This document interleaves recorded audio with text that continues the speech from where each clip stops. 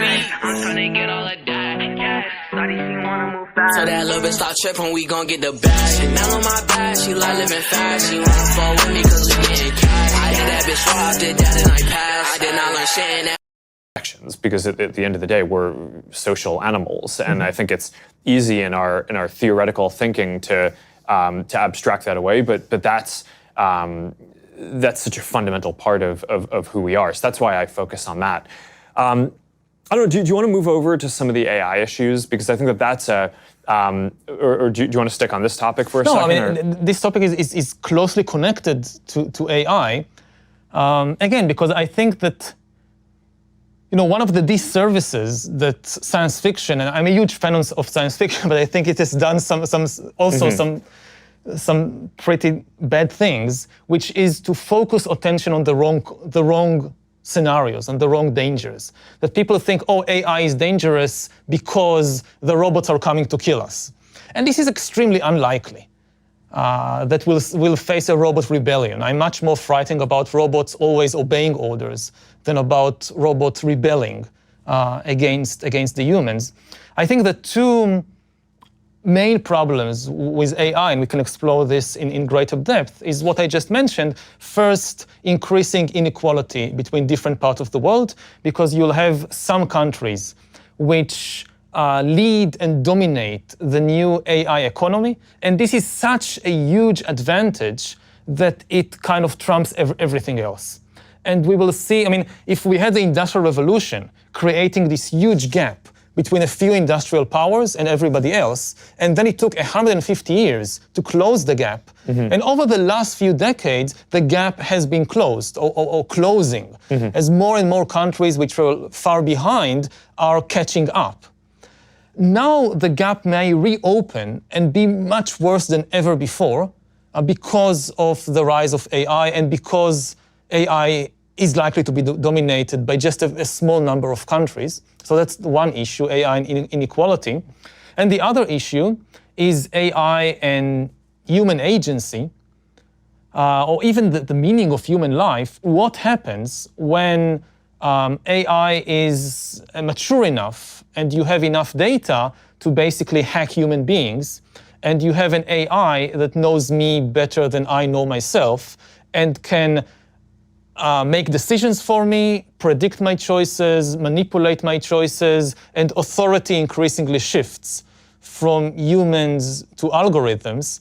So not only decisions about which movie to see, but even decisions like which community to join, who to befriend, whom to marry.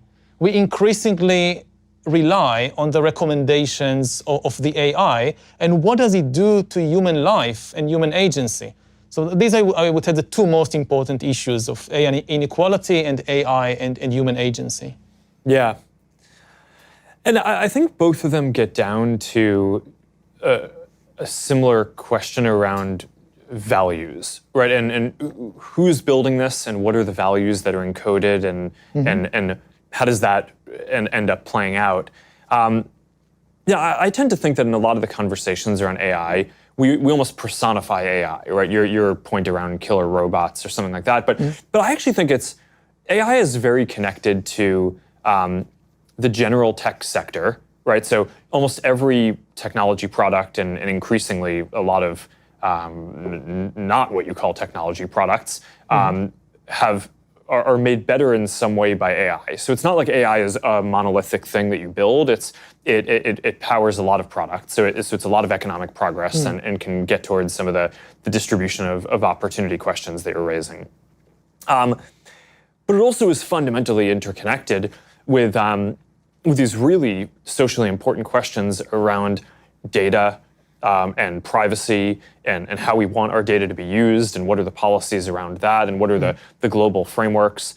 And so one of the big questions that, so I tend to agree with a lot of the questions that you're raising, which is that a lot of the countries that have the ability to invest in future technology, of which AI and data and future internet technologies are certainly an important area, are doing that because it will give their local companies an advantage in the future, right? And to be the ones that are exporting services around the world. I tend to think that right now, the United States has a major advantage that a lot of the global technology platforms are made here, and certainly a lot of the values that are encoded in that are shaped largely by American values. They're not only. I mean, speaking for Facebook, we serve people around the world, and we take that very seriously. But certainly ideas like giving everyone a voice, that's something that is probably very shaped by the American ideas around free speech and strong adherence to that. So I think culturally and economically, there's an advantage for countries to develop, to kind of push forward the state of the field and have the companies that in the next generation are the strongest companies in that. So certainly you see different countries trying to do that, and this is very tied up in not just economic prosperity and inequality, do they have but a also real chance? I mean, does a country like Honduras, Ukraine, Yemen has any real chance of joining the AI race, or are they already out? I mean, it's not going to happen in Yemen. It's not going to happen in Honduras. And then what happens to them in 20 years or 50 years? Some of this gets down to the values around how it's developed, though. Right? I think that there are certain advantages that countries with larger populations have, because you can get to critical mass in terms of universities and industry and investment and things like that. But one of the values that we here, right, both at Facebook and I think generally in the academic system of trying to do research, hold is that you do open research, right? So a lot of the work that's getting invested into into these advances, in theory, if this works well, should be more open. So then you can have an entrepreneur in one of these countries that you're talking about, which maybe isn't a whole industry-wide thing, and certainly I think you'd bet against sitting here today that in the future all of the AI companies are going to be in a given small country. But I don't think it's far-fetched to believe that there will be an entrepreneur in some place who can use Amazon Web Services to spin up instances for compute, who can hire people across the world in a globalized economy, and can leverage research that has been done in the US or across Europe or in different open academic institutions or companies that increasingly are publishing their work that are pushing the state-of-the-art forward on that. So I think that there's this big question about what we want the future to look like. And part of the way that I think we want the future to look is we want it to be open. We want the research to be open. I think we want the internet to be a platform. And this gets back to your unification point versus fragmentation.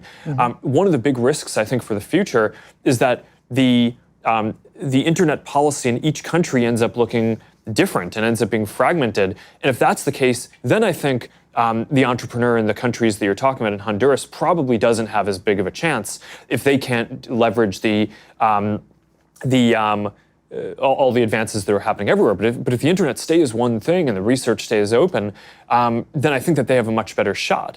So when I look towards the future, one of the things that I just get very worried about is the values that I just laid out are not values that all countries share.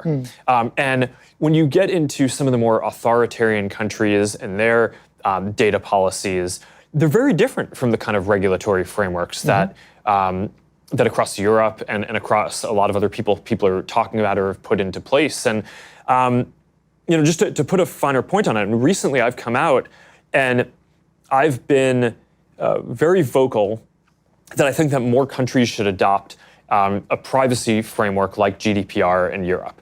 And a lot of people, I think, have been confused about this. They're like, well, why are you arguing for more privacy regulation? Why now, given that in the past you weren't as positive on it?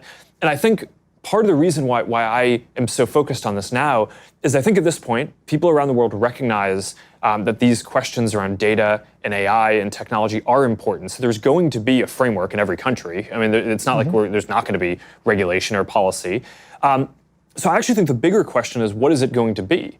And the most likely alternative to each country adopting something that encodes the freedoms and rights of something like GDPR in my mind, the most likely alternative is the authoritarian model, which is currently being spread, which says, as every company needs to store everyone's data locally in data centers, and if I'm a government, I should be able to go send my military there and be able to access whatever data I want, and be able to take that for surveillance or military or helping local military industrial companies.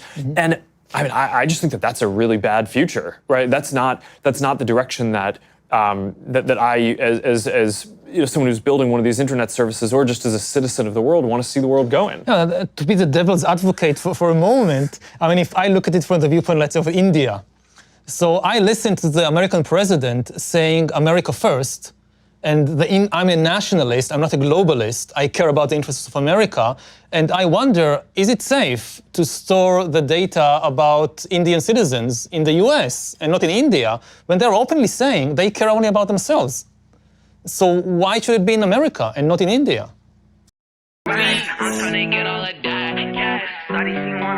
So that little bitch start tripping, we gon' get the bag. Chanel on my back, she like living fast. She wanna fall with me cause we getting cash. I hit that bitch raw, did that and I passed. I did not learn shit in that motherfucking class. I put that bitch like a bag of racks. I'm tryna get all